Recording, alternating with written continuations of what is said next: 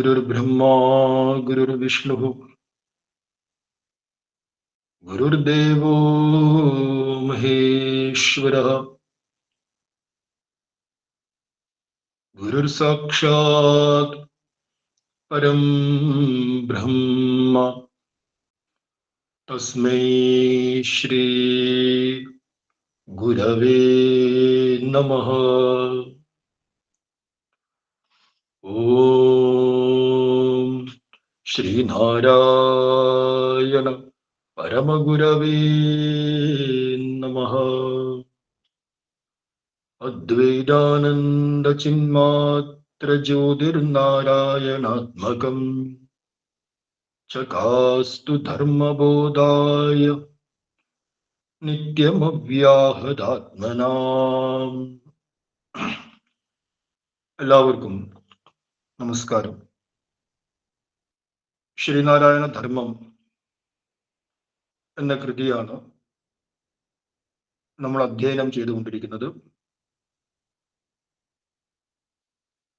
മതേ ദ്വേഷാത് ജാതൗ വിരോധാത് ഈശേ വികൽപ്പനാത്. ഈ മൂന്ന് ഹേതുക്കളാണ് മനുഷ്യരുടെ ഇടയിൽ വലിയ രീതിയിലുള്ള അകൽച്ചകളെയും വൈരുദ്ധ്യങ്ങളെയും ഉണ്ടാക്കിയത്. മതത്തിലുള്ള പരസ്പരം വിദ്വേഷം കാരണം, പരസ്പരമുള്ള ജാതി വിരോധം കാരണം, ഈശ്വര സങ്കല്പത്തെക്കുറിച്ച് വിഭിന്നമായ കാഴ്ചപ്പാടുകളും അഭിപ്രായങ്ങളും ഉള്ളത് കാരണം, ഈ മൂന്ന് കാരണങ്ങൾ കൊണ്ട് മനുഷ്യരിൽ വൈരുദ്ധ്യങ്ങൾ കാണപ്പെടുന്നു. എപ്രകാരം ഈ വൈരുദ്ധ്യങ്ങളെ സമന്വയം ചെയ്യാം എന്നാണ് ശിഷ്യന്മാര് മുഖ്യമായിട്ടും സ്വാമി തൃപ്പാദങ്ങളുടെ മുമ്പാകെ അവരുടെ സംശയത്തെ പ്രകടിപ്പിച്ചത്. അപ്പൊ അതിനുത്തരമായിട്ട് ഈ വൈരുദ്ധ്യങ്ങളെ സമന്വയം ചെയ്യാൻ വേണ്ടി ജാതി മത ദൈവ നിരൂപണം ചെയ്യുകയാണ് ഗുരുദേവൻ. അവിടെ ശ്ലോകം 34 മുതൽ 43 വരെയുള്ള 10 ശ്ലോകങ്ങളിൽ ആദ്യമായിട്ട് ജാതി നിരൂപണത്തെ അവതരിപ്പിക്കുന്നു. ശ്ലോകം 34 35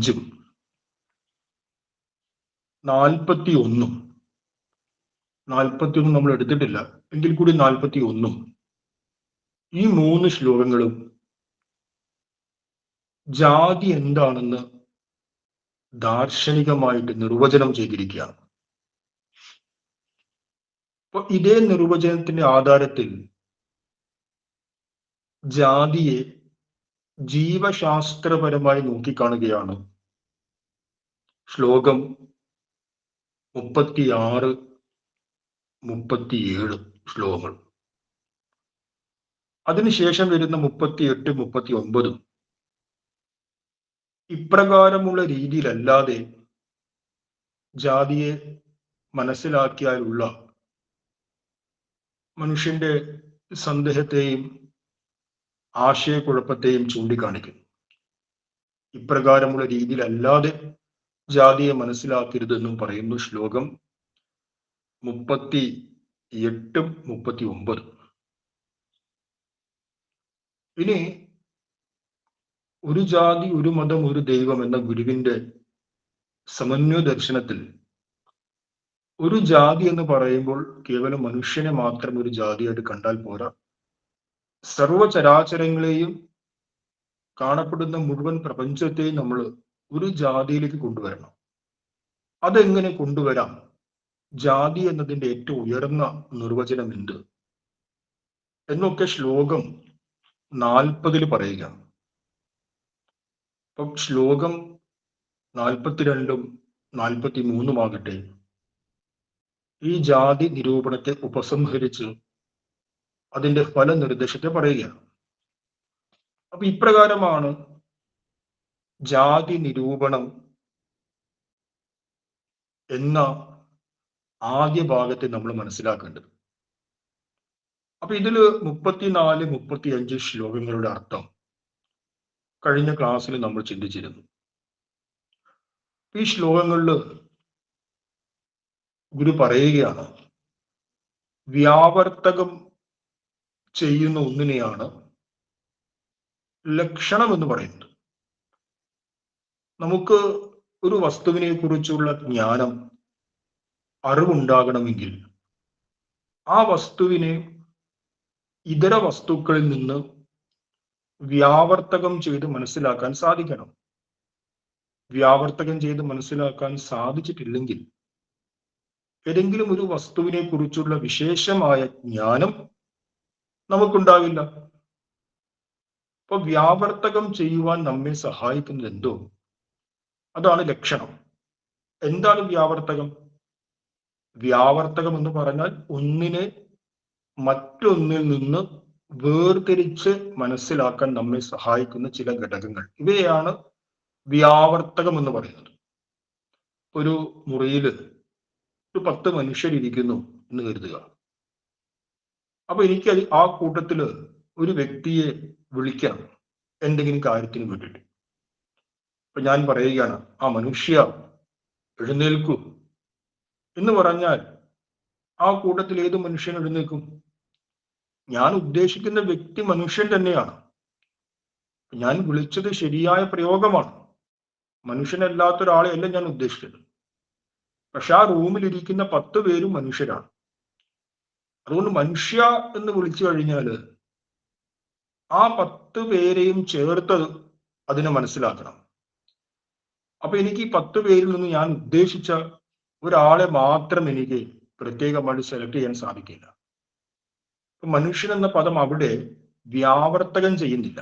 ആ 10 മനുഷ്യരുടെ കൂട്ടത്തിൽ നമ്മൾ ഉദ്ദേശിച്ച ആ മനുഷ്യനെ വ്യാവർത്തകം ചെയ്യുന്നില്ല. എല്ലാ മനുഷ്യർക്കും അവിടെ മനുഷ്യഭാവമുണ്ട്. അപ്പൊ നമ്മൾ എന്ത് ചെയ്യുന്നു?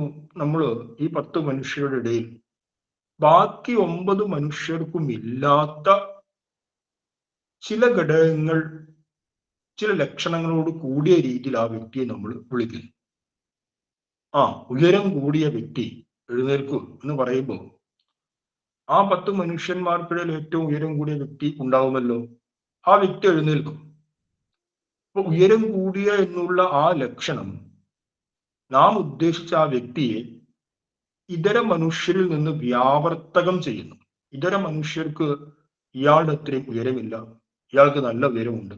അപ്പൊ ആ ഉയരം എന്നുള്ള ലക്ഷണമാണ് മറ്റു 9 ആളുകളിൽ നിന്നും ഇദ്ദേഹത്തെ മാത്രം വേർതിരിച്ചറിയുവാൻ നമ്മെ സഹായിക്കുന്നത്. നമ്മൾ ചിന്തിച്ചു നോക്കൂ, നമുക്ക് ലക്ഷണങ്ങളെ കുറിച്ചുള്ള ജ്ഞാനമില്ലെങ്കിൽ നാം എങ്ങനെ വേർതിരിച്ച് മനസ്സിലാക്കും?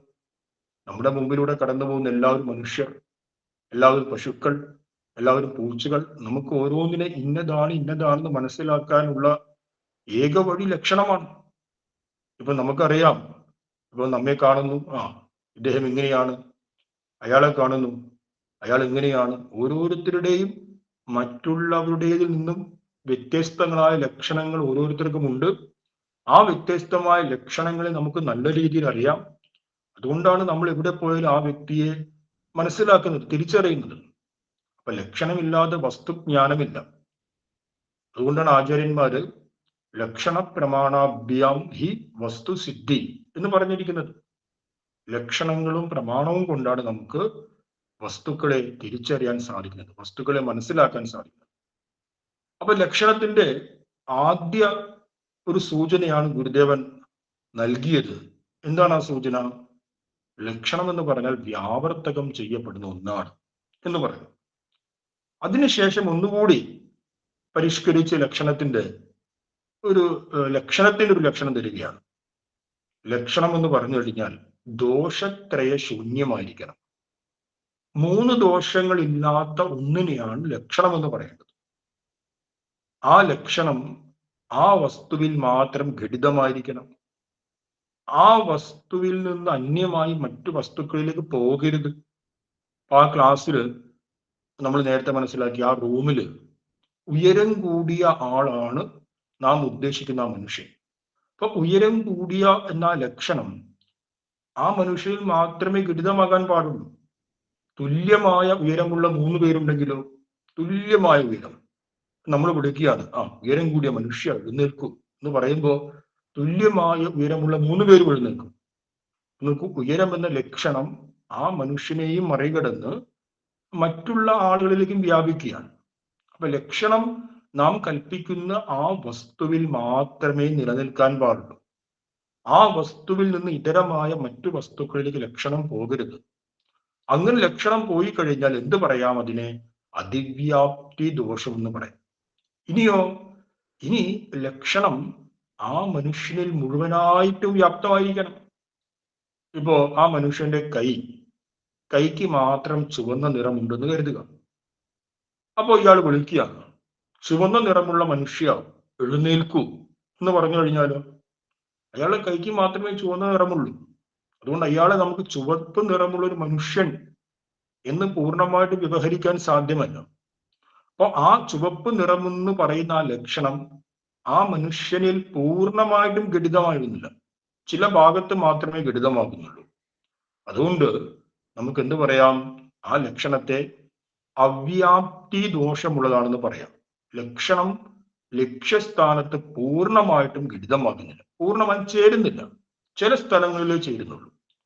അപ്പൊ ലക്ഷണം പൂർണ്ണമായിട്ടും ചേരണം. ആ ലക്ഷ്യവസ്തുവിൽ നാം കൽപ്പിക്കുന്ന ലക്ഷണം പരിപൂർണമായിട്ടും ചേരണം. ആ ലക്ഷ്യവസ്തുവിനെ മറികടന്ന് മറ്റൊരു വസ്തുവിലേക്കൊട്ട് ലക്ഷണം പോകാനും പാടില്ല. അപ്പൊ ലക്ഷ്യവസ്തുവിൽ പരിപൂർണമായും ലക്ഷണം ചേരാതിരിക്കുന്ന ആ സ്ഥിതിയാണ്, ആ ദോഷത്തെയാണ് എന്ന് പറയുന്നത് അവ്യാപ്തി ദോഷം എന്ന് പറയുന്നത്. ഇനി നാം പറഞ്ഞു, എന്തെങ്കിലും ഒരു ലക്ഷണം കൊടുത്തു, കൊമ്പുള്ള മനുഷ്യ എഴുന്നേൽക്കൂ എന്ന് പറഞ്ഞാൽ മനുഷ്യനിൽ കൊമ്പില്ല. കൊമ്പുണ്ടോ? ഇല്ല. ആ ലക്ഷണം അസംഭവമാണ്. മനുഷ്യനിൽ ഒരു കാലത്തും ഘടിതമാകാത്ത ഒരു ലക്ഷണമാണ് എന്ത്? കൊമ്പ് എന്ന് പറയുന്നത്. ആ കൊമ്പിന് എന്ത് പറയാം? കൊമ്പ് എന്നുള്ള ലക്ഷണത്തെ അസംഭവ ദോഷയുക്തമാണെന്ന് പറയാം. ഗുരുദേവൻ 34-ാമത്തെ ശ്ലോകത്തിൽ അവസാനം പറഞ്ഞു നോക്കൂ, ദോഷത്രയ വിലക്ഷണ എന്ന് പറഞ്ഞു. ദോഷത്രയങ്ങളിൽ നിന്ന് വിലക്ഷണമായിരിക്കണം, വിഭിന്നമായിരിക്കണം ലക്ഷണം എന്ന് പറഞ്ഞു. ഈ ദോഷത്രയങ്ങളാണിത്: അതിവ്യാപ്തി ദോഷം, അവ്യാപ്തി ദോഷം, അസംഭവ ദോഷം. അപ്പൊ എന്താണ് ലക്ഷണം? ലക്ഷണം എന്ന് പറഞ്ഞാൽ വ്യാവർത്തകം ചെയ്യപ്പെടുന്ന ഒന്നായിരിക്കണം. വ്യാവർത്തകം മീൻസ് നാം ഉദ്ദേശിക്കുന്ന ലക്ഷ്യം, ആ വസ്തുവിനെ ഇതര വസ്തുക്കളിൽ നിന്ന് വേർതിരിച്ചറിയാൻ നമ്മെ സഹായിക്കണം. ഇതിനെയാണ് വ്യാവർത്തകം എന്ന് പറയുന്നത്. അപ്പൊ വേർതിരിച്ചറിയാൻ സഹായിക്കുക മാത്രം പോരാ, മറിച്ച് ആ ലക്ഷണം ഈ പറഞ്ഞ 3 ദോഷങ്ങൾ ഇല്ലാതിരിക്കണം. ദോഷത്രയ വിലക്ഷണമായിരിക്കണം. അതിനെ നമുക്ക് ലക്ഷണം എന്ന് പറയാം. അപ്പൊ ലക്ഷണത്തിന്റെ നിർവചനമാണ് ഇത്രയും ആശയങ്ങളിലൂടെ നാം മനസ്സിലാക്കേണ്ടത്. ഇനി നമുക്ക് എന്തിന്റെ ലക്ഷണമാണ് പഠിക്കേണ്ടത്? ഇപ്പൊ നാം ഏതെങ്കിലും ഒരു ലക്ഷ്യവസ്തുവിനെ കുറിച്ച് തിരിച്ചറിയാൻ വേണ്ടി, പഠിക്കുവാൻ വേണ്ടിയിട്ടാണ് ലക്ഷണങ്ങളെ അപഗ്രഥനം ചെയ്യുന്നത്. അപ്പൊ നമുക്ക് എന്തിന്റെ ലക്ഷണമാണ് പഠിക്കേണ്ടത്? പറയുന്നു ജാതിയുടെ ലക്ഷണം. അപ്പൊ ജാതിയുടെ ലക്ഷണം എന്ത്? അപ്പൊ ആദ്യം തന്നെ ജാതി എന്നുള്ള വാക്ക് കേൾക്കുമ്പോൾ നാം മനസ്സിലാക്കണം, അത് ഏതെങ്കിലും ഒരു വ്യക്തിയെ കുറിക്കുന്നതല്ല, മറിച്ച് ഒരു കൂട്ടത്തെ കുറിക്കുന്നതാണ്. 34-ാമത്തെ ശ്ലോകത്തിൽ ആദ്യത്തെ വരിയിൽ അനേക വ്യക്തിഷു സ്യൂതം എന്ന് പറഞ്ഞു. അനേക വ്യക്തികളിൽ അനുസ്യൂതമായിട്ട് കുടികൊള്ളുന്നു. അപ്പൊ ഒരു സമൂഹത്തെ, ഒരു കൂട്ടത്തെ കുറിക്കുന്ന ഒന്നിനെയാണ് ജാതി എന്ന് പറയുന്നത്. പശുക്കളുടെ ഒരു കൂട്ടം, മനുഷ്യരുടെ ഒരു കൂട്ടം, അതേപോലെ ഇന്ന വസ്തുക്കളുടെ ഒരു കൂട്ടം, ആ വസ്തുവിന്റെ കൂട്ടം, ഇതിനെ ജാതി എന്ന് പറയും. അപ്പൊ അങ്ങനെയാണെങ്കിൽ മനുഷ്യരുടെ കൂട്ടം, അതിനെ നമുക്ക് ജാതി എന്ന് പറയാമെങ്കിൽ ആ ജാതിയുടെ യഥാർത്ഥമായ നിർവചനം എന്താണ് ആ ജാതി? ഇപ്പൊ ജാതിക്ക് ഒരു നിർവചനം വേണമല്ലോ. മനുഷ്യ സമൂഹത്തെ എടുത്തു കഴിഞ്ഞാൽ മനുഷ്യ സമൂഹത്തിന്റെ ജാതി എന്തായിരിക്കണം? അപ്പോഴാണ് നാം രണ്ട് കാര്യങ്ങൾ മനസ്സിലാക്കേണ്ടത്. ഒന്ന്, വ്യാവർത്തകം ചെയ്യാനുള്ള കഴിവ് വേണം. രണ്ട്, ദോഷത്രയ വിലക്ഷണമായിരിക്കണം. അപ്പൊ മനുഷ്യ സമൂഹത്തിന്റെ ജാതി എന്താണെന്ന് മനസ്സിലാക്കുമ്പോൾ ആ ജാതി മറ്റു സമൂഹത്തിൽ നിന്ന് മനുഷ്യനെ വേർതിരിച്ചറിയാൻ കഴിയുന്ന ഘടകങ്ങളായിരിക്കണം. മനുഷ്യ സമൂഹത്തിൽ മുഴുവൻ വ്യാപിച്ചൊന്നായിരിക്കണം. മനുഷ്യ സമൂഹത്തിന്റെ ഏതെങ്കിലും ഒരു ഭാഗത്ത് മാത്രം വ്യാപിച്ചൊന്നാകരുത്. മുഴുവൻ മനുഷ്യരിലും ഘടിതമായിരിക്കാം. ഘടിതം എന്ന് പറഞ്ഞാൽ ചേരുക. മുഴുവൻ മനുഷ്യരിലും ചേരുന്ന ഒന്നായിരിക്കണം. മനുഷ്യ സമൂഹത്തെ മറികടന്ന് ഇതര സമൂഹത്തിലേക്ക്, ഇതര ജീവജാലങ്ങളിലേക്ക് ആ ലക്ഷണം പോകരുത്. ഇനി മനുഷ്യ സമൂഹത്തിൽ ഒരിക്കലും ആ ലക്ഷണം ചേരാതിരിക്കരുത്. ഈ മൂന്ന് ദോഷങ്ങൾ ഇല്ലാതിരിക്കണം. അപ്പൊ അങ്ങനെ ഏതൊരു ലക്ഷണമാണ് നമുക്ക് ലഭിക്കുന്നത്? എല്ലാ മനുഷ്യരിലും ചേരണം. മനുഷ്യ സമൂഹത്തെ മറികടന്ന് മറ്റൊന്നിലേക്കും പോകരുത്. മനുഷ്യ സമൂഹത്തിൽ പൂർണ്ണമായിട്ടും നിലനിൽക്കുകയും വേണം. അത് ഏത് ലക്ഷണമാണ്? അപ്പൊ നമുക്ക് ഓരോന്നോരോന്നും ചിന്തിക്കൂ. മനുഷ്യന്റെ ലക്ഷണങ്ങൾ വെളുത്തവനാണ്, വെളുപ്പ് നിറമാണ് മനുഷ്യന്റെ ജാതി എന്ന് പറഞ്ഞു കഴിഞ്ഞാൽ വെളുപ്പ് നിറം എല്ലാ മനുഷ്യരിലും ചേരുന്നില്ല. ശ്രദ്ധിക്കൂ, വെളുത്ത മനുഷ്യരുണ്ട്, പക്ഷെ ആ വെളുത്ത നിറം എല്ലാ മനുഷ്യരിലും ചേരുന്നില്ല.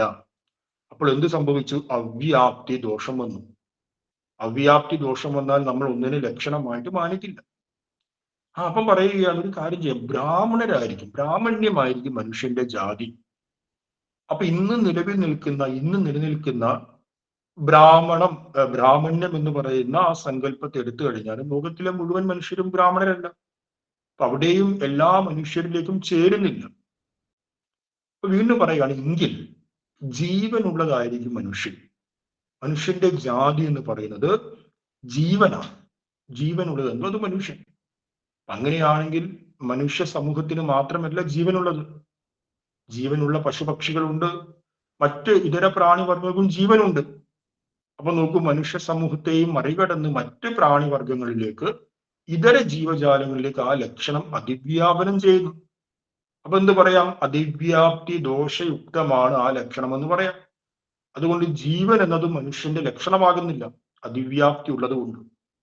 അങ്ങനെ പല പല പല പല മാനങ്ങൾ നമ്മൾ കൽപ്പിച്ചു നോക്കി. ഈ മൂന്ന് കാര്യങ്ങളും ചേരണം. ഒന്നെന്താണ്?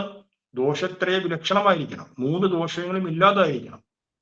അങ്ങനെ ഏതൊന്നുണ്ട് മനുഷ്യനിൽ, മനുഷ്യ സമൂഹത്തിൽ മാത്രം നിലനിൽക്കുന്ന, എല്ലാ മനുഷ്യരിലും എത്തിച്ചേരുന്ന, ഒരു മനുഷ്യരിലും ഇല്ലാതിരിക്കുന്ന എന്ന അവസ്ഥ ഇല്ലാത്ത ഏത് ലക്ഷണമാണ്? ആ ലക്ഷണത്തെയാണ് നമുക്ക് മനുഷ്യന്റെ ജാതി എന്ന് പറയാം.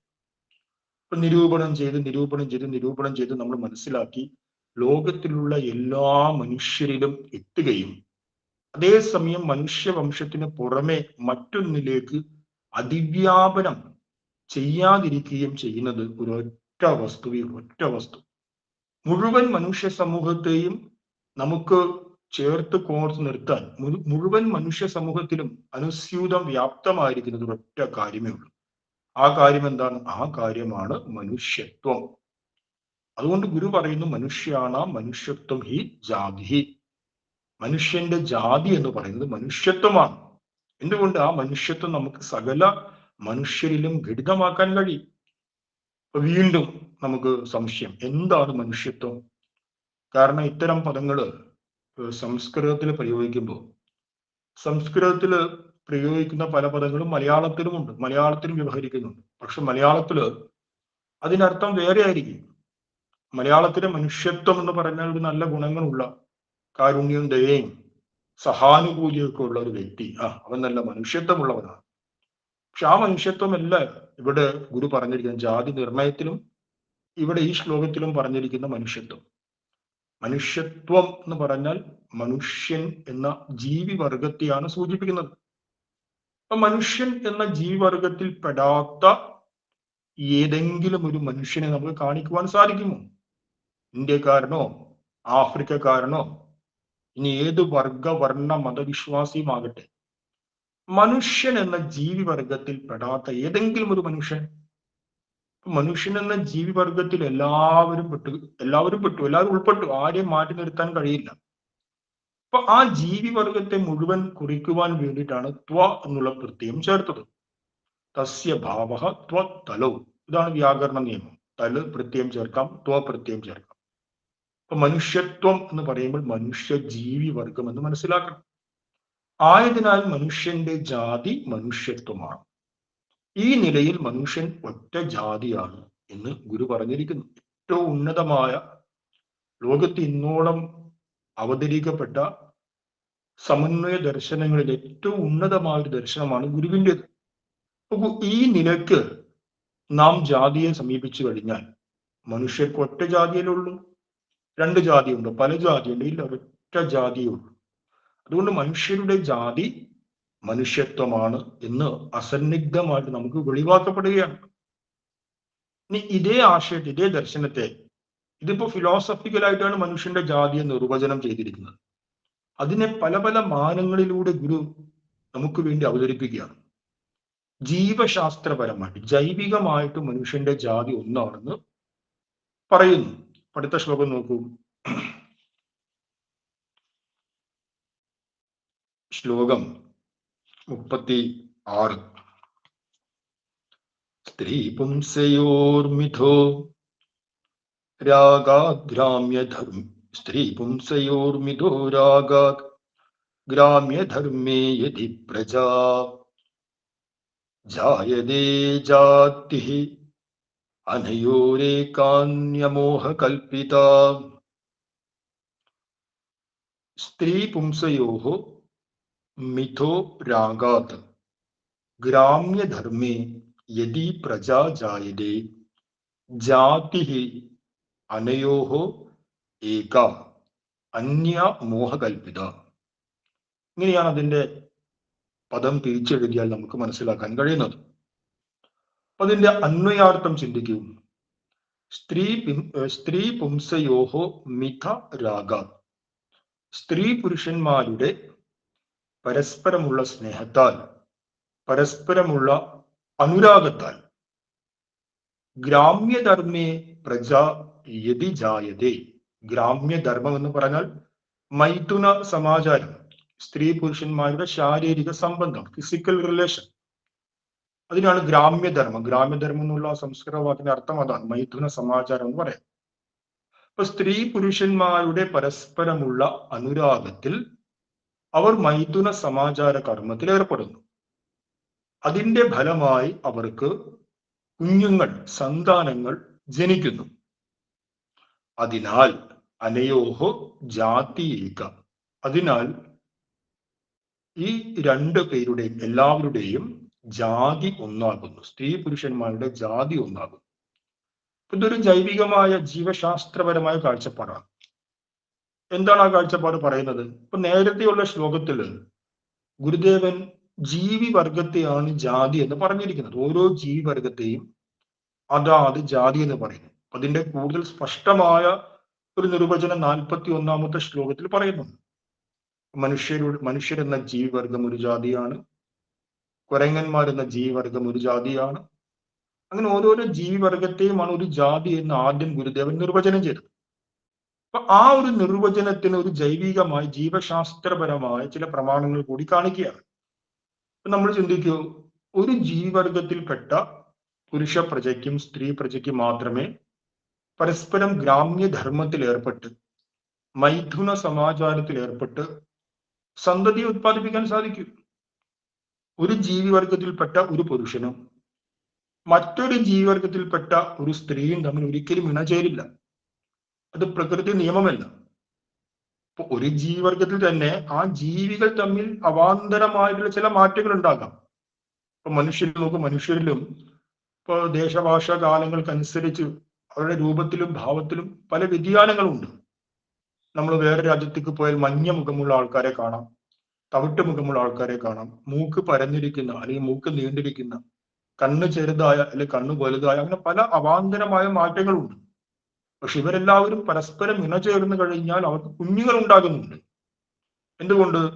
കാരണം ഒരു ഭാരതീയനും ആ ഭാരതീയന്റെ രൂപത്തിൽ നിന്നും ഭാവത്തിൽ നിന്നും വ്യത്യസ്തനായ ഒരു ചൈനക്കാരനും, ഒരു ഭാരതീയ പുരുഷനും ഒരു ചൈന സ്ത്രീയും പരസ്പരം ഗ്രാമ്യധർമ്മത്തിൽ ഏർപ്പെട്ടാൽ കുഞ്ഞുങ്ങൾ ഉണ്ടാകില്ല എന്നുണ്ടോ? ഇല്ല. കാരണം എന്തുകൊണ്ട് കുഞ്ഞുങ്ങൾ ഉണ്ടാകുന്നു? ജാതി ഒന്നായത് കൊണ്ട്. അപ്പോ ഒരു ജാതിയിൽപ്പെട്ട ജീവികൾ തമ്മിൽ ഇണചേർന്ന് കുഞ്ഞുങ്ങൾ ഉണ്ടാകുന്നത് ആ ജീവികൾ ഒരു ജാതിയിൽപ്പെട്ടതാണ്. ഇപ്പൊ ലോകത്തിലെ ഏത് മനുഷ്യനും ഏത് പ്രദേശത്തെ ഏത് മനുഷ്യനുമായി ഇണചേർന്നു കഴിഞ്ഞാൽ കുഞ്ഞുങ്ങൾ ഉണ്ടാകുന്നു. അതുകൊണ്ട് നമുക്ക് എന്ത് പറയാം? മനുഷ്യരുടെ ജാതി ഒന്നാണെന്ന് ആ തലത്തിൽ നമുക്ക് അംഗീകരിക്കാം, ആ തലത്തിൽ മനസ്സിലാക്കാം എന്ന് ഗുരു പറയുകയാണ്. ഇത് ശ്രദ്ധിക്കേണ്ടത് 34, 35 ശ്ലോകങ്ങളിലുള്ള ജാതിയുടെ ഗുരു പറഞ്ഞിരിക്കുന്ന ആ നിർവചനത്തെ ജീവശാസ്ത്രപരമായിട്ട് സമർത്ഥിക്കുകയാണ്. ഇങ്ങനെ നോക്കിക്കഴിഞ്ഞാലും എന്താണ്? മനുഷ്യൻ ഒരു ജാതിയാണ്. പണ്ടത്തെ കാലത്തൊക്കെ, പണ്ട് കേരളത്തിലൊക്കെ ജാതി വ്യവസ്ഥിതി രൂക്ഷമായ കാലഘട്ടത്തിൽ താൻ വലിയ ജാതിയാണെന്ന് അഭിമാനിക്കുന്ന ആളുകൾ അവര് മറ്റുള്ള താഴ്ന്നവരെന്ന് മുദ്രകുത്തിയാണ്. ആ വാക്ക് ശ്രദ്ധിക്കണം, താഴ്ന്നവരെന്ന് മുദ്രകുത്തിയാണ്. ആളുകളെ കാണുക പോലും ചെയ്യില്ല, തീണ്ടാപ്പാട് അകലെ നിർത്തിയിരിക്കുന്നു. ഇങ്ങനെയൊക്കെ അയിത്തം പറയുന്നുണ്ടെങ്കിലും പല ആഢ്യന്മാരും രാത്രി കാലങ്ങളായി കഴിഞ്ഞാൽ അവർ സ്ത്രീകളെ സമീപിക്കുന്നു. അങ്ങനെ സ്ത്രീകളെ സമീപിക്കുന്ന വേളയിൽ അവർക്ക് അയിത്തം ഇവിടെ പോയി? ദൂരെ ദൃഷ്ടിയിൽപ്പെട്ടാലും ദോഷമുള്ളവരെന്ന് പറഞ്ഞ് മാറ്റി നിർത്തിയ ആളുകളുടെ അടുത്തേക്ക് രാത്രി കാലങ്ങളിൽ പോവുകയും ആ സമയത്ത് അവരെ സ്പർശിക്കുന്നതിനോ ഒന്നിനും യാതൊരു അയിത്തവുമില്ല. ഈ അയിത്തത്തിന്റെ ഒരു അന്ധസാര ശൂന്യത നമുക്ക് ഇതിലൂടെ തന്നെ മനസ്സിലാക്കാം. പകല് മുമ്പിൽ വരാൻ പാടില്ല, രാത്രി ആയാലും എന്ത് വേണമെങ്കിലും ചെയ്യാം. എവിടെ അയിത്തം? അപ്പൊ എന്തുകൊണ്ട് താൻ ആഢ്യനാണ്, ഉയർന്ന ജാതിയാണെന്ന് അഭിമാനിക്കുന്ന ഒരാൾക്ക് ഇവൾ നികൃഷ്ടയാണ് എന്ന് കൽപ്പിച്ച് അവളെ ദൂരെ മാറ്റി നിർത്തിയിരിക്കുന്നു, എന്നാൽ രാത്രി കാലം അവളെ പ്രാപിക്കുന്നു, യാതൊരു അയിത്തവുമില്ല. എന്തുകൊണ്ട്?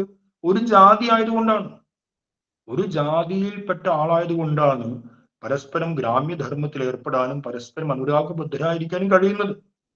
അപ്പൊ ഈ ജീവശാസ്ത്രപരമായ മാനദണ്ഡത്തെ വെച്ച് നോക്കിയാലും മനുഷ്യരുടെ ജാതി ഏകമാണെന്ന് നിശ്ചയിക്കാം എന്ന് അതിമനോഹരമായിട്ട് സ്വാമി തിരുപ്പാദങ്ങൾ അവതരിപ്പിക്കുകയാണ്. ഇനി നോക്കൂ, അന്യ മോഹകൽപ്പിത. അങ്ങനെയല്ല, മനുഷ്യരുടെ ജാതി വേറെയാണെന്ന് ആരെങ്കിലും പറയുന്നുണ്ടെങ്കിൽ എന്താണ്? അത് കേവലം മോഹകൽപ്പിതമാണ്. മോഹകൽപ്പിതം എന്ന് പറഞ്ഞു കഴിഞ്ഞാല് ഭ്രമം, തെറ്റിദ്ധാരണ, വിവരക്കേട് കൊണ്ട് മാത്രം പറയുന്നതാണ്. ദാർശനികമായി ചിന്തിച്ചാലും ജീവശാസ്ത്രപരമായി ചിന്തിച്ചാലും മനുഷ്യന്റെ ജാതി ഒന്നാണെന്ന് വ്യക്തമാണ്. അങ്ങനെയല്ല, മനുഷ്യന്റെ ജാതി രണ്ടാണെന്ന്, വേറെ പലതാണെന്ന് പറയുന്ന ആളുകള് മോഹകൽപ്പിത, അവര് ഭ്രമത്താൽ തെറ്റിദ്ധരിക്കപ്പെട്ടിരിക്കുന്നു എന്ന് പറയുന്നു. അതിനുശേഷം ഈ ആശയത്തെ വീണ്ടും ഒന്നുകൂടി മനുഷ്യന്റെ ജാതി ഏകമാണെന്നുള്ളതിന്റെ ജീവശാസ്ത്രപരമായ പ്രമാണം വേറെ ഒരു തലത്തിൽ കൂടി ഗുരുദേവൻ അവതരിപ്പിക്കുന്നു. ശ്ലോകം 37. ശ്ലോകം 37 നോക്കൂ. പൃഥഗ്ജാതി പരിച്ഛിന്ന വ്യക്തീനാം മൂർത്തിരാകൃതി സ്വരോഗന്ധോരസസ്പർശ പൃഥക് പൃഥക് അപേക്ഷ്യതേ. പൃഥഗ്ജാതി പരിച്ഛിന്ന വ്യക്തീനാം മൂർത്തിരാകൃതി സ്വരോഗന്ധോരസസ്പർശ പൃഥക് പൃഥക് അപേക്ഷ്യതേ. പൃഥഗ്ജാതി പരിച്ഛിന്ന വ്യക്തീനാം മൂർത്തി ആകൃതി സ്വരഃ ഗന്ധഃ രസഃ സ്പർശഃ പൃഥക് പൃഥക് അപേക്ഷ്യതേ. ഇങ്ങനെയാണത് പദം തിരിച്ചെഴുതിയാൽ നമുക്ക് മനസ്സിലാക്കാൻ കഴിയുന്നു. അന്വയാർത്ഥം: വ്യക്തീനാം പൃഥക് ജാതി പരിച്ഛിന്ന, മൂർത്തി ആകൃതി സ്വരഃ ഗന്ധഃ രസഃ സ്പർശഃ പൃഥക് പൃഥക് അപേക്ഷ്യത. ഇപ്പൊ ജീവശാസ്ത്രപരമായിട്ട് ഓരോ ജീവികളും വേറെ വേറെ ജാതിയാണെന്ന് മനസ്സിലാക്കാനുള്ള ചില ഘടകങ്ങളെയാണ് ഗുരു ഇവിടെ പറയുന്നത്. മൂർത്തി, എന്ന് പറഞ്ഞാൽ ശരീരം, ആകൃതി എന്ന് പറഞ്ഞാൽ ശരീരത്തിന്റെ ഘടന, സ്വരം ഒരു ജീവിവർഗത്തിന്റെ ശബ്ദം, ഗന്ധം ഒരു ജീവിവർഗത്തിന്റെ ഗന്ധം, രസം സ്പർശം ഒരു ജീവിവർഗത്തിൽപ്പെട്ട ഒരു ജീവിയുടെ രസവും സ്പർശവും പൃഥക് പൃഥക് അപേക്ഷതി വ്യത്യസ്തമായിട്ട് കാണപ്പെടുന്നു.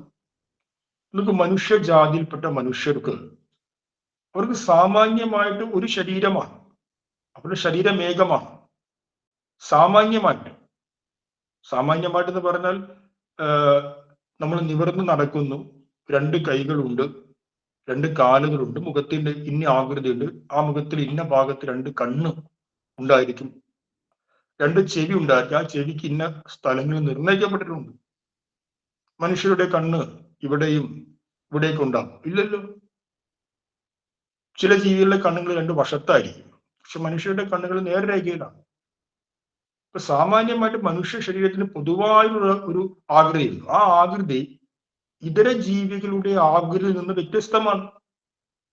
ഇപ്പൊ പശുവിന്റെ ഒരു ആകൃതിയുണ്ട്, ആ പശുവിന്റെ ആകൃതിയാണോ മനുഷ്യന്റെ ആകൃതി?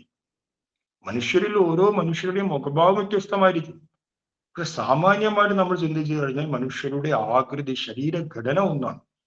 മനുഷ്യരുടെ മാത്രമല്ല, ഓരോ ജീവിവർഗത്തിന്റെയും, പശുക്കളുടെ ഒരു ശാരീരിക ഘടന ഒന്നാണ്, മയിലിൻ്റെത് വേറൊരു ശാരീരിക ഘടനയാണ്. ആ മയിലിൽ ഓരോ മയിലിനെയും വേർതിരിച്ചറിയാൻ കഴിയുന്ന ചില ഘടകങ്ങളുണ്ട്, ലക്ഷങ്ങളുണ്ട്.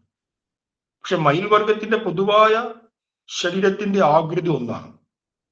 ആനകളുടെ, ഇപ്പൊ നമ്മൾ കാട്ടിൽ പോയി പല ആനകളെയും കാണും, നമുക്കറിയാം ഇത് ആനയാണെന്നറിയാം. ആ ആനയ്ക്ക് ഓരോന്നിനും വ്യത്യസ്തമായ ഭാവങ്ങൾ ഉണ്ടായിരിക്കാം. പക്ഷെ ആന എന്ന് പറയുമ്പോൾ പൊതുവായിട്ട് ഒരു ശരീരഘടനയാണ്. തുമ്പിക്കൈ, വലിയ കൊമ്പ് അല്ലെങ്കിൽ കൊമ്പില്ല, വലിയ ശരീരം, 4 കാല്. അങ്ങനെ ഓരോരോ ജീവിവർഗത്തിനും ഓരോരോ ശരീരവും ആ ശരീര ആകൃതിയും കാണപ്പെടും. അത് മാത്രമാണ് അവയുടെ ഗന്ധം. ഇപ്പൊ മനുഷ്യർക്ക് മറ്റു ജീവജാലങ്ങളെ അല്ലെങ്കിൽ മറ്റൊന്നിനെ അറിയാൻ കഴിയുന്നത് മുഖ്യമായിട്ടും കാഴ്ച കൊണ്ടാണ്. നമ്മൾ കണ്ണുകൊണ്ട് അറിയുന്നു, അല്ലെങ്കിൽ നമ്മൾ ശബ്ദം കേട്ടാലും ഒന്നിനെ തിരിച്ചറിയും. ഗന്ധം കൊണ്ട് നമുക്ക് ഓരോന്നിനും വേർതിരിച്ചറിയാൻ സാമാന്യമായിട്ട് അത്ര കഴിവില്ല. വളരെ അറ്റാച്ച്ഡ് ആയ ഒരു വ്യക്തിക്ക് ആ മറ്റു വ്യക്തിയുടെ സാന്നിധ്യം ഗന്ധം കൊണ്ടാണ് ഇത് ഇവനാണ് ഇവളാണെന്ന് അറിയാൻ കഴിഞ്ഞേക്കാം. എന്നല്ലാതെ സാമാന്യമായിട്ട് നമ്മളിങ്ങനെ ഇവിടെ ഇരിക്കുന്നു, ആരെങ്കിലും അതിലേ പോകുന്ന ഒരു 10 മീറ്റർ അപ്പുറത്ത് കൂടി നമ്മൾ ആ ഗന്ധം കൊണ്ടാണ് ഇന്നയാള് പോയി എന്ന് മനസ്സിലാക്കില്ല. കാരണം ഗന്ധത്താൽ തിരിച്ചറിയാനുള്ള കഴിവ് നമുക്കില്ല. പറഞ്ഞു വരുന്നത് ഓരോ ജീവിവർഗത്തിന് അതാത് ഗന്ധമുണ്ട്. മനുഷ്യനെ അപേക്ഷിച്ച് മറ്റ് പ്രാണികളെല്ലാം തന്നെ ഗന്ധം കൊണ്ട് ജീവികളെ അല്ലെങ്കിൽ വസ്തുക്കളെ തിരിച്ചറിയാനുള്ള വൈദഗ്ധ്യം കൂടുതലാണ്. ഒരു ആനയ്ക്ക് ഗന്ധത്തെ അറിയാനുള്ള നല്ല കഴിവുണ്ട്. അല്ലെങ്കിൽ ചില ആളുകളൊക്കെ നമ്മൾ വീഡിയോയിൽ കാണാം, ആന പലപ്പോഴും തുമ്പിക്കൈ ഇങ്ങനെ ഉയർത്തി വെക്കും. 2 പ്രകാരത്തിൽ ഉയർത്തും. ഒന്ന്, പാപ്പാൻ ഇങ്ങനെ നിർദ്ദേശിച്ചു കഴിഞ്ഞാൽ ആ വടി കൊണ്ട്, ആ കോല് കൊണ്ട് തുമ്പിയുടെ അറ്റത്തൊരു തട്ട് കൊടുത്താൽ തുമ്പി ഇങ്ങനെ ഉയർത്തും. അപ്പൊ ഉത്സവ പറമ്പിലൊക്കെ ആൾക്കാർ അത് കണ്ടാൽ വലിയ ബഹളം വെക്കും, സന്തോഷമാണ് ആൾക്കാർക്ക്.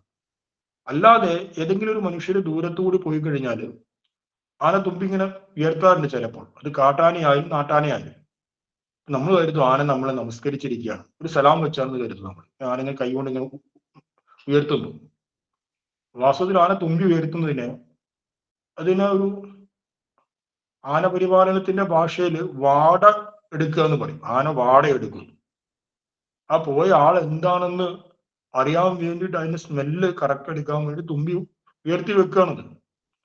കാരണം സ്മെല്ലിലൂടെ ആനക്ക് ഒന്നിനെ അറിയാനുള്ള വലിയ കഴിവുണ്ട്. ആനയ്ക്ക് മാത്രമല്ല, പല ജീവജാലങ്ങൾക്കും ഗന്ധത്തിലൂടെ അവരറിയും. ഇപ്പൊ നായക്ക് ഗന്ധത്തെ ഗ്രഹിക്കുവാൻ വലിയ ശക്തിയുണ്ട്. അത് ഗന്ധത്തെ തിരിച്ചറിയും. ഒരു പൂച്ചയുടെ ഗന്ധത്തെ, പൂച്ചകളുടെ ഗന്ധത്തെ നായ വേർതിരിച്ച് മനസ്സിലാക്കുന്നു. എന്നാൽ ഈ നായയുടെ മുമ്പിൽ മറ്റൊരു ജീവി പോയി കഴിഞ്ഞാൽ ആ നായക്കറിയാൻ പോയത് പൂച്ചയല്ല, ആ ജീവിയെ നായ കാണണ്ട, ആ ജീവിയുടെ ശബ്ദം കേൾക്കണ്ട. പക്ഷെ നായക്കറിയാൻ പൂച്ചയല്ല, കാരണം ഗന്ധം പൂച്ചയുടെ ഗന്ധമല്ല. അപ്പൊ ഓരോ ജീവിവർഗത്തിനും അതിൻ്റെതായ ഗന്ധമുണ്ട്, അതിൻ്റെതായ ശാരീരിക ആകൃതിയുണ്ട്. ഇനി നോക്കൂ, സ്വരം, ശബ്ദം. ശബ്ദം നോക്കൂ, ഓരോ ജീവിവർഗത്തിന് അതിൻ്റെതായ ശബ്ദമുണ്ട്.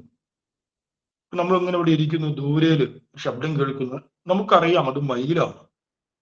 മയിൽ കൂവുന്നു, അല്ലെങ്കിൽ എന്താ പറയാ, മയിൽ കൂവുന്നു ഉള്ള ഭാഷ ചെയ്യാന്ന് അറിയില്ല, എങ്കിലും മയിലിന്റെ ശബ്ദമാണ് നമുക്കറിയാം.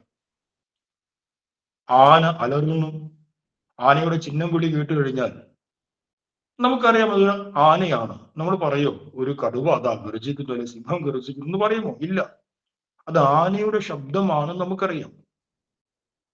ഇനി ഒരു പാപ്പാനെ സംബന്ധിച്ച് ഒരുപാട് ആനകളിൽ നിന്ന് ഏതെങ്കിലും ഒരു ആന ചിഹ്നം വിളിച്ചാൽ അത് ഇന്ന ആനയാണെന്ന് പാപ്പാൻ അറിയാൻ കഴിഞ്ഞേക്കാം. പക്ഷെ പൊതുവായിട്ട് ആനകൾക്ക് ഒരു ശബ്ദമാണ് പൊതുവായിട്ട്. നമ്മൾ ഇരിക്കുന്നു, വേറെ വല്ല ജീവി ഒരു നായ കുരയ്ക്കുന്നു, നമ്മൾ ആ നായയെ കാണുന്നില്ല, നായയുടെ ഗന്ധം അറിയുന്നില്ല, പക്ഷെ നായ കുരയ്ക്കുന്നുണ്ട്. അപ്പൊ ആ ശബ്ദം കേട്ടിട്ട് നമുക്ക് അറിയാൻ സാധിക്കുന്നു അതൊരു നായയാണ്, അല്ലെങ്കിൽ ആ ജീവിവർഗത്തിൽപ്പെട്ട ഒരു ജീവിയാണ്. അപ്പൊ എന്താണ് ഈ ആശയങ്ങളിലൂടെ ഗുരുദേവൻ പറഞ്ഞു വെക്കുന്നത്? ഇതേപോലെ രസവും സ്പർശവും. ഒരു ജീവിയെ നമ്മൾ സ്പർശിച്ചു കഴിഞ്ഞാൽ അതിലൊരു സ്പർശഭാവവും രസഭാവവും എല്ലാം അതാത് ജീവിവർഗങ്ങൾക്ക് വ്യത്യസ്തമാണ്. ഗുരു ഇതിലൂടെ പറയാൻ ഉദ്ദേശിക്കുന്ന കാര്യം, ഓരോ ജീവിവർഗത്തിന്റെയും ശരീരവും ശരീരത്തിന്റെ ആകൃതിയും ഗന്ധവും ശബ്ദവും എല്ലാം വ്യത്യസ്തമാണ്. അതെന്തുകൊണ്ട്? അതൊരു ജാതി ആയതിനാണ്. ലോകത്തിലുള്ള ഏത് മയില്, ആ ഏത് മയിലിന്റെ ശബ്ദം കേട്ടാൽ നമുക്കറിയാം അതൊരു മയിലാണ്. ലോകത്തിലുള്ള ഏത് ആന ചിഹ്നം വിളിച്ചാൽ നമുക്കറിയാം അതൊരു ആനയാണ്. കാരണം ആ ജീവിവർഗത്തിന് പൊതുവായിട്ടൊരു ശബ്ദമാണ്. മനുഷ്യനെ സംബന്ധിച്ച് മനുഷ്യന്റെ ശബ്ദം കേട്ടാൽ ഓരോരുത്തർക്കും നമുക്ക് വ്യത്യസ്തത തോന്നുമെങ്കിലും പൊതുവായി നോക്കിക്കഴിഞ്ഞാൽ മനുഷ്യരുടെ ശബ്ദം ഏകമാണ്, ശരീര ആകൃതിയും ഭാവവും ഏകമാണ്, മനുഷ്യന്റെ ഗന്ധം ഏകമാണ്. ഇങ്ങനെ ജീവശാസ്ത്രപരമായ ഏകത്വം മനുഷ്യർക്കുള്ളതിനാൽ മനുഷ്യൻ ഒരു ജാതിയാണ് എന്ന് പറയുന്നു. കാരണം ഒരു ജാതിയിൽപ്പെട്ടവർക്ക് ഒരേ പ്രകാരത്തിലുള്ള ശാരീരികാകൃതി ഉണ്ടാകും, ഒരേ പ്രകാരത്തിലുള്ള ഗന്ധമുണ്ടാകും. ഉദാഹരണത്തിന് മറ്റൊരു ജീവി നല്ല ഗന്ധത്തെ അസാമാന്യമായിട്ട് ഗ്രഹിക്കുവാൻ ഇന്ദ്രിയ ശേഷിയുള്ള ഒരു ജീവി, ആ ജീവി ഗന്ധം എടുക്കുകയാണെന്ന് കരുതുക.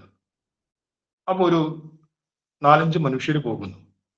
4-5 മനുഷ്യർ പോകുമ്പോൾ അതിൽ ബ്രാഹ്മണനുണ്ട്. ഇന്ന് നമ്മൾ കൽപ്പിക്കപ്പെട്ട ജാതി വർണ്ണങ്ങൾ എടുത്തു കഴിഞ്ഞാൽ ബ്രാഹ്മണനുണ്ട്, ക്ഷത്രിയനുണ്ട്, വൈശ്യനുണ്ട്, ശൂദ്രനുണ്ട് എന്നൊക്കെ കരുതുക, ഇന്ന് കൽപ്പിക്കപ്പെട്ട ജാതിയുടെ ആധാരത്തിൽ. അപ്പൊ ഗന്ധത്തെ ഗ്രഹിക്കുവാൻ കഴിയുന്ന മറ്റൊരു ജീവി, ഒരു ബ്രാഹ്മണനും ക്ഷത്രിയനും അതാ പോകുന്നു എന്ന് ഗന്ധം കൊണ്ട് തിരിച്ചറിയാൻ സാധിക്കുമോ? ആ ജീവിയെ സംബന്ധിച്ചാ കുറെ മനുഷ്യരാണല്ലോ പോകുന്നത് എന്ന് മനസ്സിലാക്കാൻ കഴിയും ഗന്ധം കൊണ്ട്. കാരണം മനുഷ്യന്റെ ഗന്ധം അതിനറിയാം. നമ്മൾ കാട്ടിലൊക്കെ പോയി കഴിഞ്ഞാൽ കാട്ടിലെ മറ്റു ജീവജാലങ്ങൾക്ക് ദൂരെ നിന്ന് ഒരു മനുഷ്യൻ വരുന്നു എന്നൊരു അറിവ് കിട്ടും, കാരണം ആ ഗന്ധം കൊണ്ട്. അല്ലാതെ ഇവൻ ഏതോ കോലോത്ത വലിയൊരു വർമ്മയാണല്ലോ, അല്ലെങ്കിൽ കോലോത്ത വലിയൊരാളാണല്ലോ ഈ വരുന്നത് എന്ന് ഏതെങ്കിലും ജീവി മനസ്സിലാക്കുമോ? ഗന്ധം കൊണ്ട്. ഗന്ധം കൊണ്ട് ആര് വന്നു കഴിഞ്ഞാലും ആ ജീവിയെ സംബന്ധിച്ച് ഒരു മനുഷ്യനതാ വരുന്നു. കാരണം എന്തുകൊണ്ട്? മനുഷ്യർക്കെല്ലാം ഒരു ഗന്ധമാണ്. മനുഷ്യർക്കെല്ലാം ഒരു ഗന്ധമായതിനാൽ, മനുഷ്യർക്കെല്ലാം ഒരു ശബ്ദമായതിനാൽ, മനുഷ്യർക്കെല്ലാം ഒരു രൂപവും ഭാവവും ആകൃതിയുമായതിനാൽ മനുഷ്യരുടെ ജാതി ഏകമാണ്. ഓരോ ജീവജാലങ്ങളുടെയും ജാതി അതാതാണ് എന്ന് ജീവശാസ്ത്രപരമായിട്ട് മനുഷ്യാണ മനുഷ്യത്വം ജാതി എന്ന് നേരത്തെ പറഞ്ഞ ആശയത്തെ ഗുരുദേവൻ ഒന്നും കൂടെ സമർത്ഥിക്കുകയാണ്. ഇതിന്റെ മുമ്പിലുള്ള ശ്ലോകങ്ങളിൽ ഗ്രാമ്യധർമ്മത്തെ, ഒരേ സ്പീഷീസിലുള്ള ജീവജാലങ്ങൾ മാത്രമേ മൈഥുന സമാചാരത്തിൽ ഏർപ്പെടൂ, അതുകൊണ്ട് മനുഷ്യരുടെ ജാതി ഒന്നാണെന്ന് പറഞ്ഞു. ഇവിടെ ഗന്ധവും രസവും സ്പർശവും രൂപവും ആകൃതിയും എല്ലാം ഒരു ജീവിവർഗത്തിന് ഏകമായിരിക്കും. അങ്ങനെ നോക്കിക്കഴിഞ്ഞാൽ മനുഷ്യരുടെ ജാതി ഒന്നാണെന്ന് ശ്ലോകം 37 പറഞ്ഞിരിക്കുക. ഇനി ശ്ലോകം 38ഉം 39ഉം സമാനമായ അർത്ഥങ്ങളെ പറയുന്നതാണ്. ശ്ലോകം 38 നോക്കൂ. ജാതി വ്യക്തം വപുസ്സസ്യ ജാതിം വ്യഞ്ജയതി സ്വയം ചക്ഷുഷ്മാനാനുയുഞ്ജീത കാ ജാതിരിതി ബോധവാൻ. അന്വയാർത്ഥം: ജാതി വ്യക്തം സ്വസ്യ വപുഃ സ്വയം ജാതി വ്യഞ്ജയതി ബോധവാൻ ചക്ഷുഷ്മാൻ കാ ജാതി ഇതി ന അനുയുഞ്ജീത. നിന്റെ ജാതി എന്താണെന്ന് ചോദിക്കില്ല. ആര് ചോദിക്കില്ല? രണ്ട് വിശേഷണം ഗുരു പറയുകയാണ്. ബോധവാനായിരിക്കുന്ന ആള്, കാഴ്ചയുള്ള ആള്. ബോധവാനുമായിരിക്കണം, ചക്ഷുഷ്മാനുമായിരിക്കണം. ചക്ഷുഷ്മാൻ എന്ന് പറഞ്ഞാൽ കാഴ്ചയുള്ള ആള്. ബാഹ്യമായ കാഴ്ചയുണ്ട്, ആന്തരികമായ തിരിച്ചറിവുമുണ്ട്. ഈ രണ്ട് ഗുണങ്ങൾ ചേർന്നൊരു വ്യക്തി നിന്റെ ജാതി ഏതെന്ന്, കാ ജാതി, നിന്റെ ജാതി ഏതെന്ന് ഒരാളെ കണ്ടാൽ ഒരിക്കലും ചോദിക്കില്ല. നമുക്ക് കേവലം കണ്ണുണ്ട്, അതുകൊണ്ട് മാത്രം കാഴ്ചയുണ്ട് എന്ന് മനസ്സിലാക്കരുത് എന്ന് ഗുരുദേവൻ ഭംഗ്യന്തരയാണ് ഇതിൽ പറയുന്നു. കാരണം ചക്ഷുഷ്മാനായിരിക്കുന്ന ഒരാൾ നിന്റെ ജാതി ഏതെന്ന് ചോദിക്കരുത് എന്ന് പറഞ്ഞാൽ മതിയല്ലോ. കാഴ്ചയുള്ള ഒരാള് ഒരിക്കലും മറ്റൊരാളോട് കാ ജാതി, നിന്റെ ജാതി എന്നൊന്ന് ചോദിക്കരുതെന്ന് പറഞ്ഞാൽ മതിയായിരുന്നല്ലോ. പക്ഷെ അങ്ങനെ മാത്രമാണോ പറഞ്ഞത്? ബോധവാൻ ചക്ഷുഷ്മാൻ. കണ്ണുണ്ടയാൽ പോരാ, അല്ലെ? കണ്ണുണ്ടായാൽ പോരാ, ഉള്ളൊരു തിരിച്ചറിവ് വേണം. അപ്പൊ ബോധത്തോടു കൂടിയ, തിരിച്ചറിവുള്ള, അറിവുള്ള ഒരാള്, അതേസമയം കാഴ്ചയുള്ള ഒരാള് മറ്റൊരാളെ കണ്ടു കഴിഞ്ഞാൽ നിന്റെ ജാതി എന്തെന്ന് ഒരിക്കലും ചോദിക്കില്ല. ചോദിക്കുമോ? ഇപ്പൊ നമ്മൾ ഇങ്ങനെ ഇവിടെ ഇരിക്കുന്ന മുമ്പിലൂടെ ഒരു പൂച്ച പോകുന്നു, നമ്മൾ ചോദിക്കുമോ ഇത് ഏത് ജീവിയാണ്? കാരണം നമ്മൾ ആ ജീവിയെ കാണുന്നു, ചക്ഷുഷ്മാൻ ആയിരിക്കുന്നു. ആ ജീവി എന്താണെന്നുള്ള അറിവും നമുക്കുണ്ട്.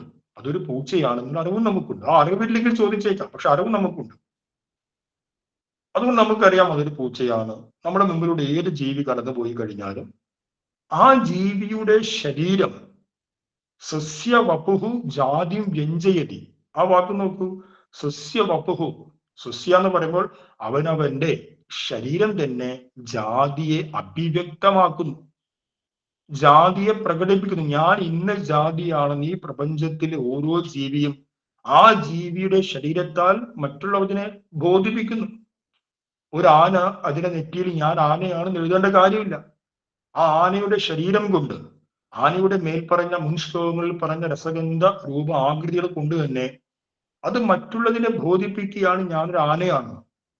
ഇപ്പൊ നമുക്ക് അതിൽ ഏറ്റവും ഒരു എളുപ്പത്തിൽ മനസ്സിലാക്കാവുന്ന ദൃഷ്ടാന്തമാണ്, നല്ല വിഷമുള്ള ഒരു പാമ്പിനെ കണ്ടു കഴിഞ്ഞാൽ ഏത് ഹിംസ്ര ജന്തുക്കളും വളരെ അറ്റൻഷൻ പാലിച്ച് നിൽക്കും ആ പാമ്പിന്റെ മുമ്പിൽ, ശ്രദ്ധയോടുകൂടി നിൽക്കും. ആനയായാലും ശരി, ഇനി കടുവയായാലും ശരി, അവര് പാമ്പിനേക്കാൾ കരുത്തുള്ള വേറെ ജീവികളെ വേണമെങ്കിൽ ഓടിച്ചിട്ട് ആക്രമിച്ച് കൊല്ലും, ഇരയാക്കി ഭക്ഷണം കഴിക്കും, ഭക്ഷണമാക്കും. പക്ഷെ നല്ലൊരു രാജവെമ്പാലയോ ഒരു കരിമൂർക്കനോ ഒരു അണലിയോ മുമ്പിലൂടെ പോകുമ്പോൾ ഒന്ന് ശ്രദ്ധിച്ച് ജാഗരൂകമായി നിൽക്കും. എന്തുകൊണ്ട്? ആ ജീവിക്ക് അറിയാം മുമ്പില് പോകുന്ന ജീവി ഒരു പാമ്പാണ്, അതിനോട് കളിച്ചാൽ പണി കിട്ടും എന്ന് ഈ സിംഹത്തിനോ ഈ കടുവയ്ക്ക് ഈ ആനയ്ക്കോ അറിയാം. അതുകൊണ്ട് ജാഗ്രതയോട് കൂടി മാത്രമേ പാമ്പുകളോട് മറ്റു മൃഗങ്ങൾ ഇടപെടുകൂ. ആ പാമ്പിന്റെ ശരീരം താനൊരു പാമ്പാണെന്ന് എല്ലാവരെയും ബോധിപ്പിക്കുന്നു. സ്വസ്യ വപുഹു, വപു മീൻസ് ശരീരം. സ്വസ്യ വപുഹു വ്യഞ്ജയതി, എന്തിനെ വ്യഞ്ജിപ്പിക്കുന്നു? സ്വയം ജാതി തന്റെ ജാതി എന്താണെന്ന് വ്യഞ്ജിപ്പിക്കുന്നു. ഇതിന് ഗുരുവിന്റെ ജീവിതവുമായി ബന്ധപ്പെട്ട ഒരുപാട് ഉദാഹരണങ്ങൾ നമുക്ക് എല്ലാവർക്കും അറിയാവുന്നതാണ്, ഓരോ സന്ദർഭങ്ങൾ. ആ ഉദാഹരണങ്ങൾ ഇതുമായിട്ട് ചേർത്ത് വെച്ച് ചിന്തിക്കുക. ഇപ്പൊ നമ്മുടെ മുമ്പിലും ഒരാൾ കടന്നു പോയി കഴിഞ്ഞാൽ നമ്മൾ ഇത്രയും മനസ്സിലാക്കിയാൽ മതി, ആ കടന്നു പോയ ഒരാള് ഒരു മനുഷ്യനാണ്, അല്ലെങ്കിൽ ആ കടന്നു പോയ ഒരാള് മനുഷ്യജാതിയിൽപ്പെട്ട ഒരു സ്ത്രീയാണ്, ഒരു പുരുഷനാണ്. കാരണം അവരുടെ ബാഹ്യമായ ശരീരം, അവരുടെ ജാതി ഏതെന്ന്, ജീവശാസ്ത്രപരമായ ജാതി ഏതെന്ന് നമ്മെ ബോധിപ്പിക്കുന്നുണ്ട്. അപ്പൊ പ്രത്യേകിച്ച് ചോദിക്കേണ്ട നീ ഏത് കരക്കാരനാണെന്ന് പ്രത്യേകിച്ച് ചോദിക്കേണ്ട, അവൻ നമ്മുടെ കരക്കാരൻ തന്നെയാണ്. ഇതേ ആശയത്തെയാണ് ഗുരുദേവൻ പേരൂര് തൊഴിലി മൂന്നും പോരും ആയത് കേൾക്കുക, ആര് നീ എന്ന് കേൾക്കേണ്ട, നേര് മെയ് തന്നെ ചൊല്ലുകയാൽ എന്ന് പറഞ്ഞിരിക്കുന്നത്. നേര് മെയ് തന്നെ ചൊല്ലുകയാൽ, സത്യം ആ ശരീരം തന്നെ പറയുന്നതിനാൽ എന്നതിന്റെ സംസ്കൃത അനുവാദമാണ് സസ്യവപുഹു സ്വയം ജാതി വ്യഞ്ജയതി. തന്റെ ശരീരം, തന്റെ ജാതിയെ മറ്റുള്ളവരുടെ മുമ്പാകെ ബോധിപ്പിക്കുന്നു. അതുകൊണ്ട് ആരെങ്കിലും ഒരാളുടെ ജാതിയെ അന്വേഷിച്ചാൽ മനസ്സിലാക്കുക, അയാൾ ബോധവാനല്ല, ചക്ഷുഷ്മാനല്ല. കാരണം ഗുരു ഇങ്ങനെ പറഞ്ഞില്ല, എല്ലാവരും തന്നെ ഒരാളെ കണ്ടു കഴിഞ്ഞാൽ അയാളുടെ ബാഹ്യമായ രൂപത്തെയും ഭാവത്തെയും കണ്ട് അയാൾ ഇന്ന ജാതിയാണെന്ന് എല്ലാവരും മനസ്സിലാക്കുമെന്ന് പറഞ്ഞിട്ടില്ല. മറിച്ച് ബോധവാനായിരിക്കുന്ന ചക്ഷുഷ്മാനായിരിക്കുന്ന ഒരാൾ മാത്രമേ മനസ്സിലാക്കൂ. ബോധവാനല്ലാത്ത ചക്ഷുഷ്മാൻ അല്ലാത്ത ആരും തന്നെ ഒരാളുടെ ജാതിയെ കണ്ടു കഴിഞ്ഞാൽ അവർക്ക് തിരിച്ചറിയാൻ കഴിയില്ല എന്ന് പറയുന്നു. അപ്പൊ ശ്ലോകം 39 പറയുകയാണ്, വ്യാപാരദേശഭാഷാഭിർ യായാ സംജ്ഞാ നിഗദ്ധ്യതേ താം താം വദന്തി ഹജാതി പാമര നതു പണ്ഡിത. ഒന്നുകൂടി പറയാം. വ്യാപാരദേശഭാഷാഭിർ യായാ സംജ്ഞാ നിഗദ്ധ്യതേ താം താം വദന്തി ഹജാതി പാമര നതു പണ്ഡിത. ഇഹ ഈ ലോകത്തില് വ്യാപാരദേശഭാഷാഭിർ, വ്യാപാരം എന്ന് പറഞ്ഞാൽ ഓരോരുത്തരുടെയും പ്രവൃത്തി, ദേശം, ഭാഷ, ഇതിലൂടെയൊക്കെ യായാ സംജ്ഞാ നിഗദ്ധ്യത, ഓരോരുത്തർക്കും ഓരോ സംജ്ഞകളെ ലഭിച്ചിരിക്കുന്നു. അറിവില്ലാത്തവര് പാമരന്മാർ എന്ത് ചെയ്യുന്നു? ആ സംജ്ഞകളെ എന്തായിട്ട് മനസ്സിലാക്കുന്നു? താം താം ജാതിയും വദന്തി, അതിനെയൊക്കെ ജാതിയായിട്ട് മനസ്സിലാക്കുന്നു. നതു പണ്ഡിതാഹ, പണ്ഡിതന്മാർ, അറിവുള്ളവർ. ആരാണ് അറിവുള്ളവര്? മുൻ ശ്ലോകത്തിൽ പറഞ്ഞു, ചക്ഷുഷ്മാനും ബോധവാനുമായിരിക്കുന്നവർ. അവരൊരിക്കലും ഒരാളുടെ വ്യാപാര ദേശ ഭാഷയാൽ കൽപ്പിക്കപ്പെട്ട സംജ്ഞയെ ജാതിയായിട്ട് മനസ്സിലാക്കുന്നില്ല. ഉദാഹരണത്തിന് ഒരാൾ ഒരു പ്രത്യേക പ്രദേശത്ത് താമസിക്കുന്നു കരുതുക. ആ പ്രദേശത്തിന്റെ രീതിയിൽ അയാൾ അറിയപ്പെടുന്നുണ്ട്. ആ മദ്രാസി എന്ന് പറയുന്നു. അല്ലെങ്കിൽ കേരളത്തിന്റെ വടക്കൻ ഭാഗത്ത് താമസിക്കുന്ന ആളുകളെ പൊതുവായിട്ട് എന്ത് പറയുന്നു? മലബാറി, അവരൊരു മലബാറുകാരൻ എന്ന് പറയുന്നു. മലബാറുകാരൻ എന്നുള്ള സംജ്ഞ ആ വ്യക്തി ജീവിക്കുന്ന പ്രദേശത്തിന്റെ അടിസ്ഥാനത്തിൽ കൊടുത്തിരിക്കുകയാണ്.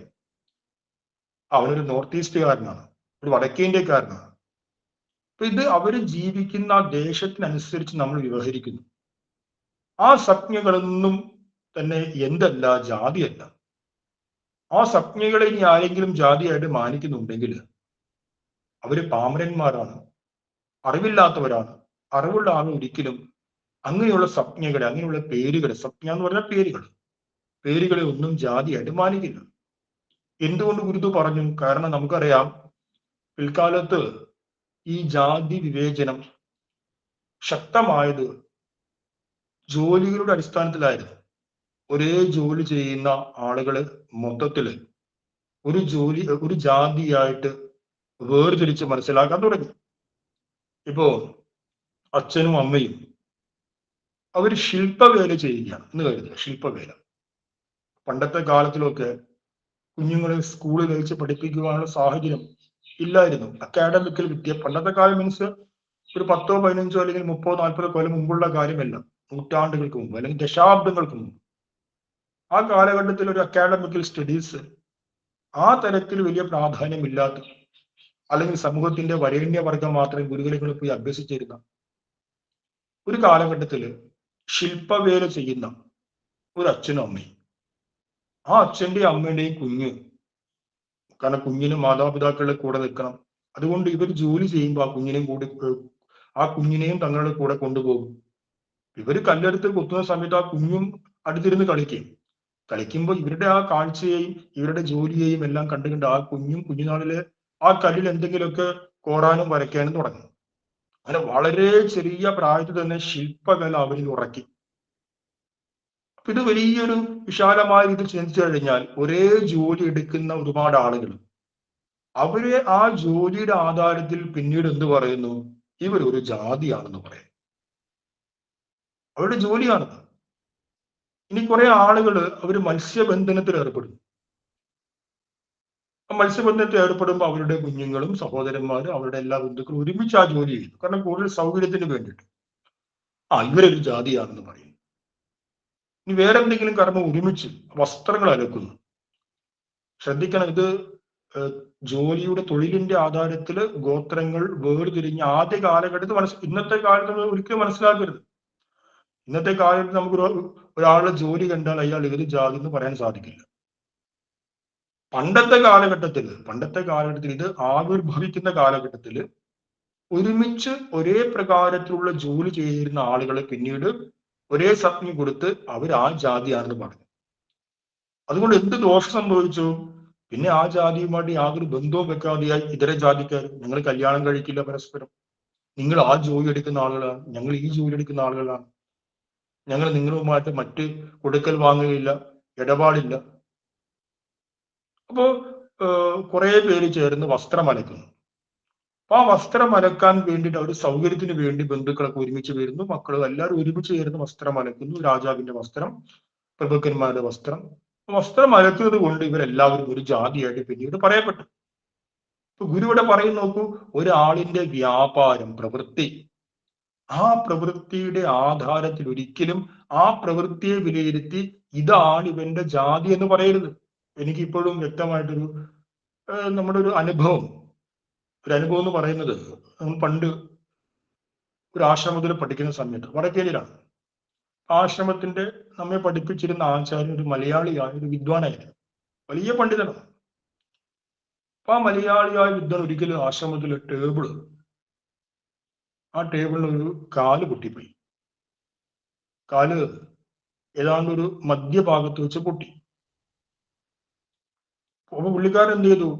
മധ്യഭാഗത്ത് വെച്ച് ഈ പൊട്ടിയ കാലിന് അതിമനോഹരമായിട്ട് ജോയിന്റ് ചെയ്തു. ആ ജോയിന്റ് ചെയ്ത് നമ്മൾ കണ്ടു കഴിഞ്ഞാൽ അത് പൊട്ടിയതായിട്ട് പോലും മനസ്സിലാവില്ല.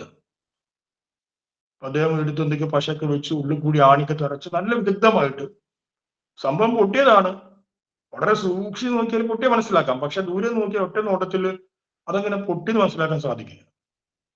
ഉടനെ നമ്മുടെ കൂടെ പഠിച്ചിരുന്ന ഒന്ന് രണ്ട് ആളുകൾ നമ്മോട് പറഞ്ഞു, അദ്ദേഹം ഇന്ന കാസ്റ്റ് തന്നെയാണ്, അതുകൊണ്ടാണ് ആ ഒരു ജോലി ചെയ്യാൻ സാധിച്ചത്, അല്ലെങ്കിൽ സാധിക്കില്ല എന്ന് പറഞ്ഞു. അപ്പൊ നോക്കൂ, ഒരു പ്രവൃത്തി ഒരു ആശാരിപ്പണി ചെയ്യുമ്പോൾ ഒരു മരം നേരെയാക്കുന്ന ഉടനെ കൽപ്പിക്കുകയാണ് അദ്ദേഹം ഇന്ന ജാതിയാണ്.